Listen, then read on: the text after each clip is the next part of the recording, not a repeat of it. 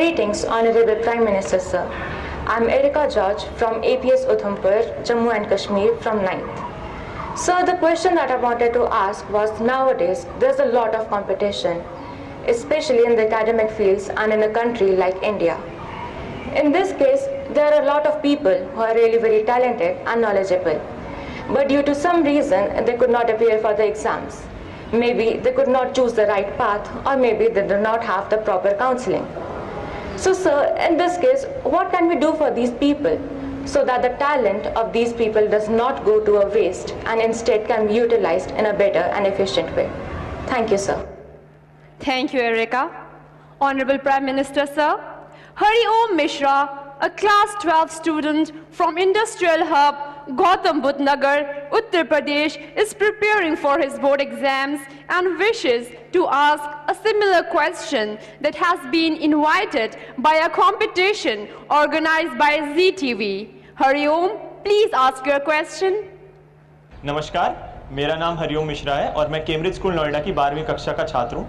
मेरा आज प्रधानमंत्री जी से सवाल है कि जैसा इस साल कॉलेज में एडमिशन की प्रक्रिया में काफ़ी बदलाव लाए गए हैं और इस साल बोर्ड परीक्षा के पैटर्न में भी काफ़ी बदलाव लाए गए हैं, तो इन सारे बदलावों के बीच में हम विद्यार्थी अभी बोर्ड परीक्षा पर ध्यान दें या फिर हम कॉलेज के एडमिशन की प्रक्रिया पर ध्यान दें, हम किस चीज़ को और अपनी तैयारी किस प्रकार करें? Thank you, Hari Om. Honorable Prime Minister, sir, just like Erika and Hari Om, many students from different parts of the country have expressed their anxiety and concern about whether to focus on studies, competitive exams, board exam preparation, or college admission. We all seek your guidance, Honorable Prime Minister, sir. वैसे दो अलग अलग प्रकार के सवाल हैं। एक विषय है कंपटीशन का और दूसरा विषय है कि ये एग्जाम दूं या वो एग्जाम दूं, और एक ही समय दो एग्जाम है तो क्या करूं। मैं नहीं मानता हूं कि हमने एग्जाम के लिए पढ़ना चाहिए, गलती वहीं हो जाती है। मैं इस एग्जाम के लिए पढ़ूंगा, फिर मैं इस एग्जाम के लिए पढ़ूंगा, इसका मतलब हुआ कि आप पढ़ नहीं रहे हैं, आप उन जड़ी बूटियों को खोज रहे हैं जो आपका काम आसान कर दें। और शायद इसी के कारण हमारे लिए अलग अलग एग्जाम अलग लगते हैं, कठिन लगते हैं। हकीकत ये है कि जो भी हम पढ़ रहे हैं उसको पूर्ण रूप से हम पूरी तरह उसको आत्मसात करेंगे, फिर वो बोर्ड का एग्जाम है या एंट्रेंस एग्जाम है या जॉब के लिए कोई इंटरव्यू या एग्जाम है, कहीं पर भी हो सकता है एग्जाम। अगर आपने अपनी शिक्षा का पूर्ण रूप से एक साक्षात्कार किया है, आत्मसात की है, तो आपको एग्जाम का रूप क्या है वो रुकावट नहीं बनता है।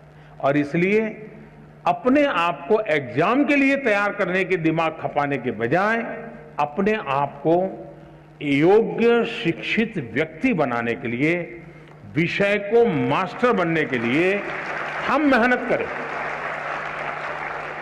फिर परिणाम जो मिलेगा सो मिलेगा।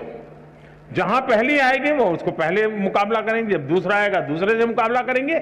लेकिन मुकाबला इसलिए करते हैं कि अब जो मैंने खिलाड़ी आपने देखा होगा, वो खिलाड़ी खेल के अंदर पारंगत होता है, किस लेवल की गेम के लिए खेलना है उसके लिए नहीं करता मेहनत।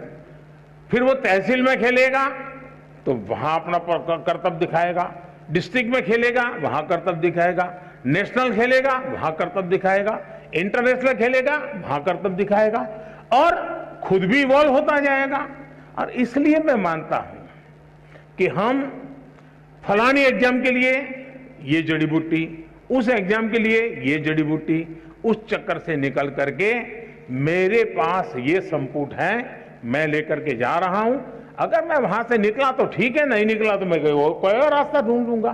तो मुझे लगता है कि एक तो इसमें ये सोच रही थी। दूसरा, कंपटीशन।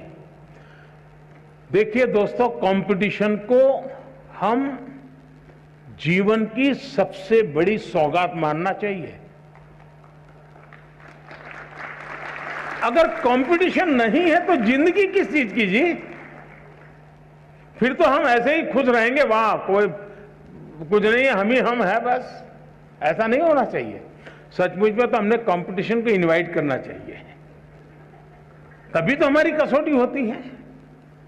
मैं तो कहूंगा घर में भी कभी छुट्टी का दिन है, पढ़ना नहीं है, एग्जाम नहीं है, कुछ नहीं है, तो भाई बहन बैठ करके कंपटीशन लगाओ। तुम 4 रोटी खाते हो, मैं 5 खाता हूं, तुम 5 खाते हो, मैं 6 खाता हूं। अरे करो तो कंपटीशन।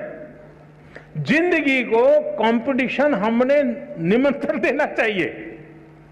कंपटीशन जिंदगी को आगे बढ़ाने का एक अच्छा माध्यम होता है, जो हमें अपना भी इवैल्यूएशन करने लगता है। दूसरा, मैं जिस पीढ़ी का हूं या आपके माता पिता जिस पीढ़ी के हैं, उनको वो चीजें नसीब नहीं थी जो आपको नसीब हो रही है। आप उस भाग्यवान जनरेशन में हैं जो भाग्य आपके पहले की किसी भी जनरेशन को इतनी बड़ी मात्रा में कभी नहीं मिला है। और वो है, जैसे कंपटीशन ज्यादा है तो चॉइस भी ज्यादा है, अवसर भी अनेक हैं।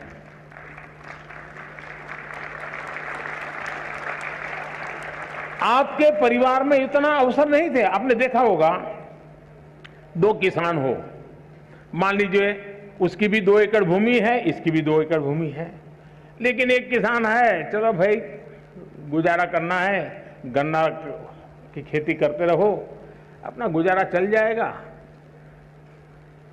दूसरा किसान है, वो सोचता है नहीं नहीं, 2 एकड़ भूमि है, ऐसा करूंगा, 1/3 ये करूंगा, 1/3 ये करूंगा, 1/3 ये करूंगा, पिछली साल ये किया था तो इस बार ये करूंगा, ये 2 चीजें नहीं करूंगा।